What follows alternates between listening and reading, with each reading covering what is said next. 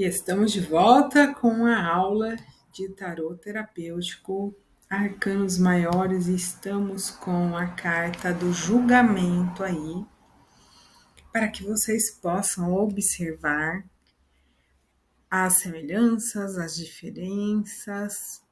Percebam que em ambas nós temos, tanto de Witch quanto de Marcélia, os anjos, ou poderia ser o Apolo, deus solar, né? Podemos colocar aí o anjo da trombeta do juízo final, as pessoas ressuscitando, os raios solares, né? Nós temos aí um homem e uma mulher e temos uma terceira pessoa. Aqui no de Marsella está aparecendo aquela pessoa que estava na carta do Papa.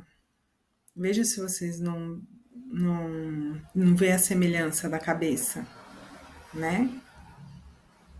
Bom, temos um túmulo, né? Eles estão saindo das covas ali, dos túmulos. Nós temos uma espécie de guirlanda representando a nuvem, que dali que o anjo sai. Temos outro cenário no mitológico e o White. Agora o White ficou semelhante também. Só que ao invés de ter um homem, uma mulher e uma criança, né? Pode ser o filho, pai, a mãe, filho. Nós temos outros personagens semelhantes lá no fundo. E no caso do mitológico, nós temos múmias saindo dos caixões, né?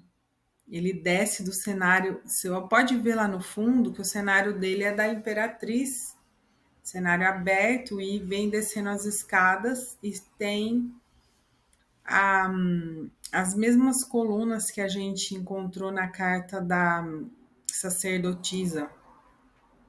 Eles estão no mesmo lugar, não é? E o que mais? Caduceu na mãozinha dele ali, né? As duas cobras e paus, né? Que depois a gente vai para o naipe de paus, vocês vão perceber, sempre vai ter esse foguinho aí. E é isso, pessoal. Então, vão observando tudo aquilo que vocês trazem à consciência quando olham para essas cartas. O White, eles estão olhando para cima. Deixa eu olhar primeiro aqui. Eles estão mais olhando um para o outro olhando para cima. Tá meio confuso. Agora, aqui não, tá bem olhando para cima mesmo no White, né? Vamos lá. Então, a carta do julgamento com a carta dos enamorados, ela é semelhante porque nós vamos ter o anjo lá em cima, né? No mito grego, Juno e Palas, Atena, ofereceram a pares a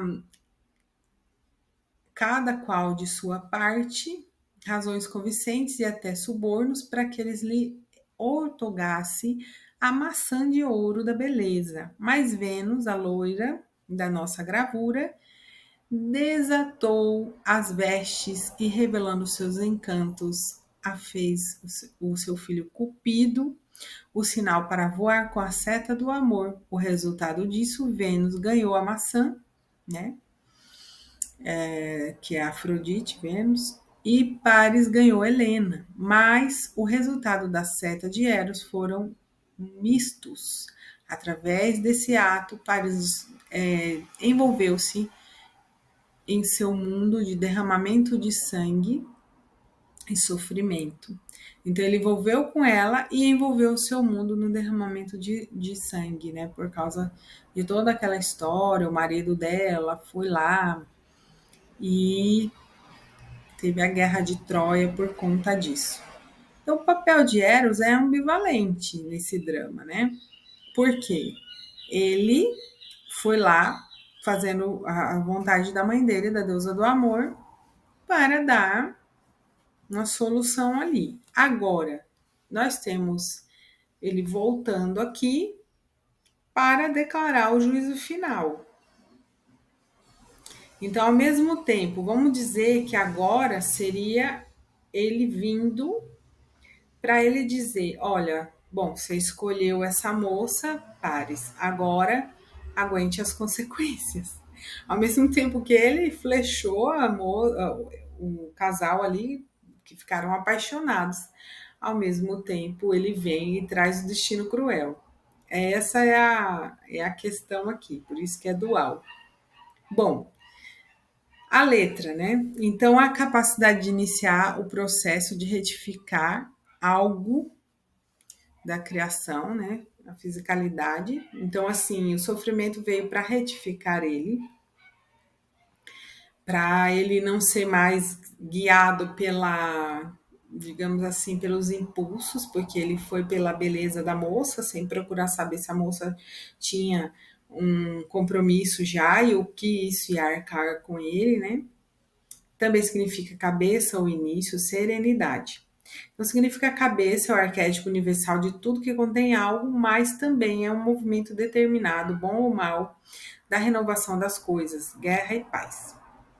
Simbolismo do 20. Ele compara as quitações e os débitos consequências de suas ações e julga-se a si mesmo a fim de avaliar se a primeira fase de sua evolução está concluída, o que conduzirá ao mundo, ou será obrigado a retomar sua caminhada com o louco. Então, assim, o que é o fechamento disso? Legal, trouxe uma jornada legal, então agora eu vou para uma nova etapa da minha vida, ou eu vou começar tudo do zero, começar de novo, porque eu não aprendi a lição, né? É nesse sentido aí. Então, a palavra julgamento, que deriva de judicare, do latim, né? Aí você tem decidir, você tem outra coisa que traz para nós aqui. É uma decisão mesmo. Então, assim, o mais importante aqui dessa carta é a palavra decidir, né? Juiz, júri, judicial. E aí nós temos o White, que significa a realização de um grande trabalho de transformação em resposta ao chamado do supernal, cujas convocações são ouvidas e respondidas de dentro. A ressurreição da tríade da vida humana, que é pai, mãe e filho. Forças geradoras da vida, uma carta de vida eterna, mudança de posição, renovação e resolução. Então, dá-se um tempo para a gente fazer a nossa missão de vida, né? Dá-se um tempo para a gente ter nossos aprendizados, para a gente retificar a nossa vida. E esse tempo chega. Intervenção com o objetivo de distinguir o espiritual do material, o significado profundo da forma expressiva, a palavra viva da letra morta. Tudo é um símbolo, pois tudo procede de uma ideia geradora que está relacionada com a concepção transcendental, penetração nas profundezas das coisas, o Espírito Santo, inspiração, comunicação com o Espírito Divino. Então aí você vê que é a separação do joio e do trigo, né? Que as pessoas acham que a separação é entre pessoas que já estão iluminadas e outras que não. Mas essa transformação, ela está sendo feita internamente. Ela não tá, você não tem que ficar olhando o outro do seu lado, mas sim o que você está fazendo sobre você mesmo, sobre a sua própria vida, né? O quanto você está chegando no seu eu verdadeiro, no seu ser de, de verdade, o seu eu verdadeiro. Ser de luz, sua centelha divina, ao invés do ego que é o falso eu. Então, o título dessa carta, julgamento, liga-se à narrativa bíblica do juízo final, nessas duas primeiras aí, talvez também um pouco lá na de White, né? Ao passo que os maus serão lançados para todos sempre no inferno, o ponto importante dessa ressurreição não é, evidentemente, os justos serem recompensados com a imortalidade em algum lugar no céu, senão serem redespertados para uma vida nova e celestial na terra. É mais ou menos igual ao espiritismo, né? É, a pessoa passa de fase e aqueles que não completaram ali voltam para trás. É uma evolução. Vai começar tudo de novo. Psicologicamente, serão agora chamados a ingressar na nova dimensão de percepção até então desconhecida. Aqui, pela primeira vez, uma figura humana que está saindo do túmulo se vê diante da fonte de iluminação. O som é uma forma de comunicação muito mais direta, impressionante e primitiva do que a iluminação. Então, o som ele é mais curativo, mais primitivo do que a própria luz, né? Como todos sabemos, por experiência própria, a música de qualquer espécie liga o mundo interno ao mundo externo de maneira mística. Você vai ver em várias religiões, começa-se com música, incitando-nos à ação ou abranda o peito selvagem, coloca o espírito desordenado em harmonia com o universo, ou despedaça vidros, estimula plantas a crescerem e faz que regridam e feneçam. Gente, uma coisa que é muito importante destacar aqui: fenecer é murchar, né? Não é que você vai morrer, né? Você vai ver muita plantinha lá, por exemplo, no louco, ela tá murchinha. É que ela não aprendeu, né? Ela não aprendeu a jornada. Então, para ela reviver, ela precisa se abrir, né? Para ter esse contato aí. Quando a pessoa recebe, vamos dizer assim, alguém chega para ela e repreende, como que ela vai se sentir? Ela vai fenecer, ela vai murchar, né? Agora, quando ela é exaltada, olha suas boas obras, tudo que você fez, que maravilha, você aprendeu a lição, como ela fica feliz, né? Como ela cresce, como ela vai para cima, né? Como ela vai, estimula a plantinha aí mais para a copa. Tem um experimento que fala que quando você conversa com a planta e você conversa coisas boas, mais ela se afirma. Quando você conversa coisas densas, negativas, mais ela murcha, né? Então, é isso que seria o inferno, é você observar as suas ações e tomar consciência de que você não fez o que era necessário para a sua evolução. Como se a Mãe Terra, tendo expelido a figura que se ergue do seu ventre, ainda se contorcesse em convulsivo trabalho de parto com outro nascimento por vir. Então, é como se fosse a reencarnação, né? O anjo representa a parte divina que o homem, ao encarnar-se na matéria, deixou no plano divino. Então, o anjo nada mais é do que nós mesmos, nossa parte divina. Ele é representado como uma figura humana porque durante sua encarnação esse tem necessidade de se rever e refletir-se na sua imagem. A trombeta simboliza as vibrações que despertam a consciência adormecida. Então, as altas vibrações, né, vão despertar para fazer com que o homem seja fruto de nossos atos e suas repercussões inevitáveis. Então, assim, os atos do homem, ele tem liberdade, mas o fruto disso aí, ele vai ter as consequências, né? Tudo que ele fizer de escolha tem consequências. Os dois personagens de frente representam a humanidade, masculina e feminina, e o seu estado de consciência é simbolizado pela terceira pessoa, a quem contemplam. Então, você olha para si mesmo ali, né?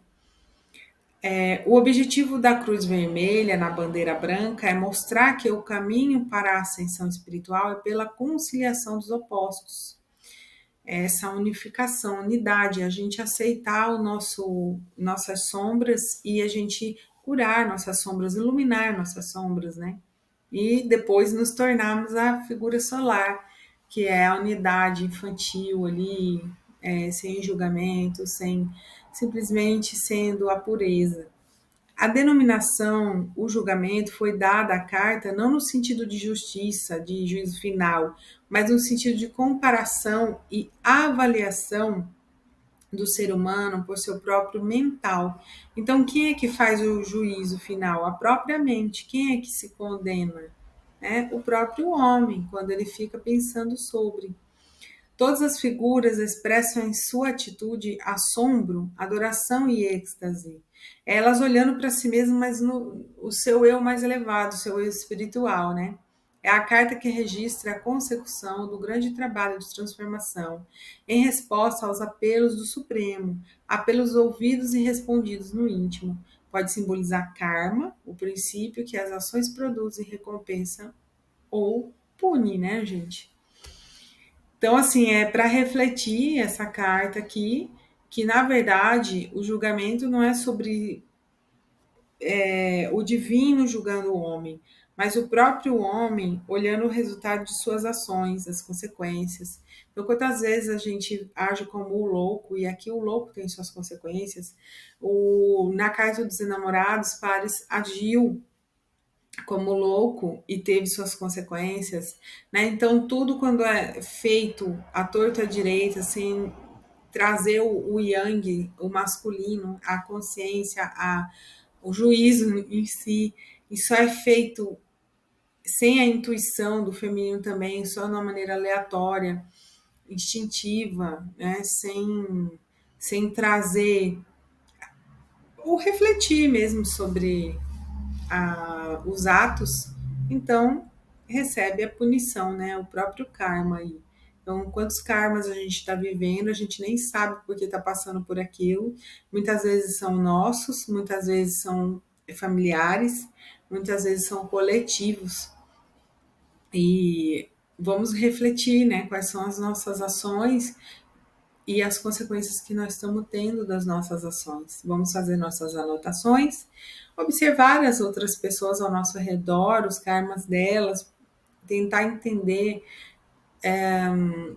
as atitudes que tomam e as consequências daquilo que elas vivem e perceber o quanto que, se a gente iluminar a nossa vida, o quanto de karma positivo a gente vai adquirir ali, o quanto nossa vida vai melhorar, refletir mesmo, né?